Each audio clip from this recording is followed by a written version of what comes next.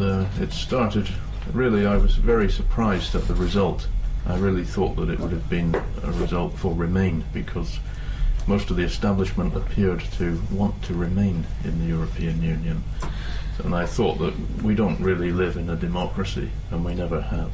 So I was very surprised that they would even give people a vote on that. So I started looking deeper into it, and I found that there were a whole bunch of financial interests that wanted to yank Britain out of the European Union, particularly financial institutions called hedge funds. When it's not actually clear what they do. They seem to make money out of money by moving money around and betting on the rise and fall of stock. And a whole bunch of hedge fund managers like Crispin O'Day and Michael Hintzer and others have made a lot of money out of Brexit in the news, but in the run-up to the referendum this wasn't revealed that these kind of people were backing the Leave campaign. And the chaos that's resulted from Brexit and this awful Theresa May cabinet that we've got that doesn't seem to know what it's doing, this is actually really benefiting certain hedge funds who are profiting from the chaos of it. Interesting. And in fact, a couple of months after I published the book, there was a long article in The Guardian saying pretty much the same thing. They had come to the same conclusion that there are a whole bunch of financial interests which the media are not generally talking about, which basically engineered this whole thing.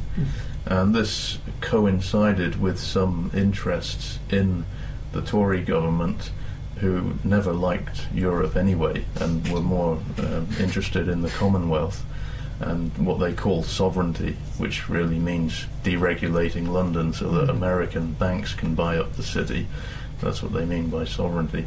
They see growing markets in India, Brazil, Mexico, and so they want to get out of the trade regulations with Europe and try and make more money in these other growing markets. That seems to be a sort of key theme of your book, isn't it? That actually this is all about deregulation of the markets rather than about freedom from Europe. That's right. Yes. So your motivation in writing a book was to kind of unearth that and bring that to light, was it? Was that the to main try thing? and give a different side from what you would probably hear on the BBC or something like that. Yeah. So, Tim, we've sort of gone over the kind of the whys and wherefores, and this idea that a lot of what actually fueled Brexit was not the popular desire to leave the European Union, but actually vested interest in terms of the neoliberalist agenda, where there are a lot of powerful institutions that actually want to deregulate world trade, and that's kind of what's driven this largely. Is that a reasonable summary? I would only add that among a significant sector of the population there was a kind of general anger at institutions, and a lot of people said we're going to vote Brexit just because the government claims that it wants to stay in, so we're going to do it as a kick in the face to the government, which is completely self-defeating. It's really shooting yourself in the foot, because exactly the kind of policies that have given far too much power to London and taken so much power away from local governments, councils, communities in the north, in the Midlands, where there was a stronger will to leave.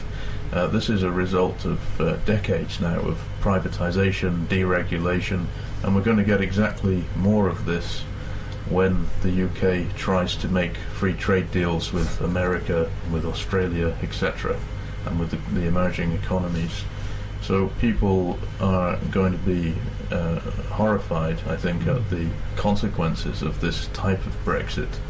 We weren't even given an option to have a kind of sensible, nuanced Brexit where we could protect workers' rights or have, not that I'm a big fan of the previous Labour Party under Gordon Brown, but they at least had a kind of globalisation adjustment fund for communities that had been affected by, for instance, large migration.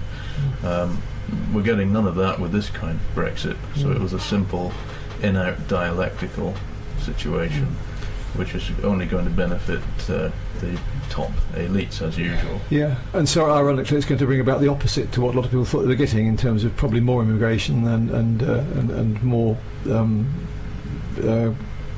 kind of reduced standards and stuff like that. So it's going to have an obvious effect. And in fact, some of the organisations that support Brexit, in their own think tanks and their own internal documents, they're quite open about that. Mm-hmm. So one, I think it was Open Europe, this organisation, said that the British farming industry might have to take a hit because we're going to get a lot of cheap beef from Brazil and things like that. Yeah, so a lot of things that may not be what we're expecting.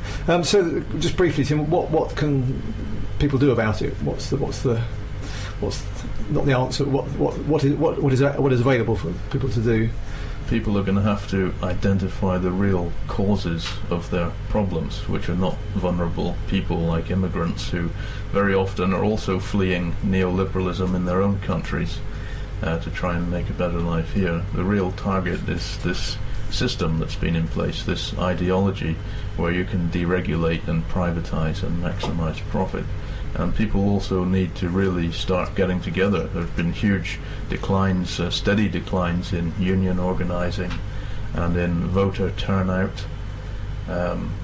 People need to start engaging more at the local level with their councils, not just voting, but actually going to meetings and joining political parties and trying to influence it.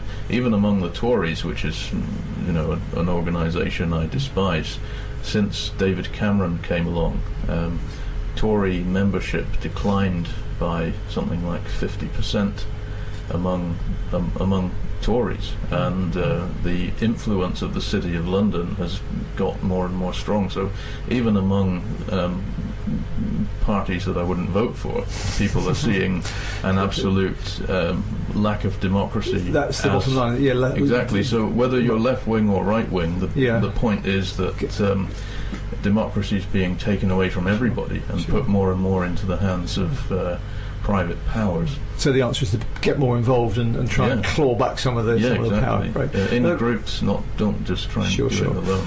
And of course, the first thing people can do is go and buy your book to get inspired. Yes.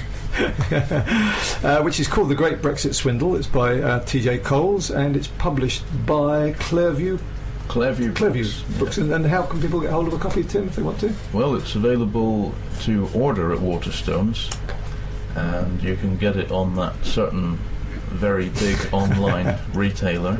I think we get the message. Yeah. All the usual channels anyway. Yes. Good. Okay.